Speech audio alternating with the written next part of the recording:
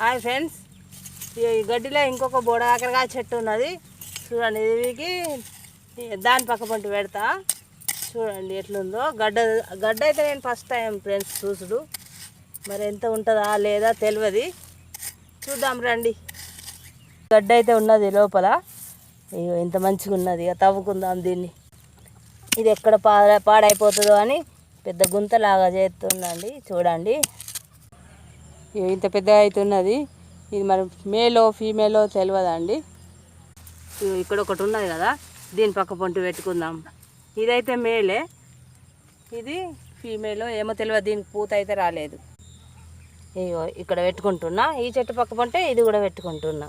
ఇట్లా కొంచెం తవ్వి ఇట్లా పెట్టుకుంటున్నా. అయిపోయింది.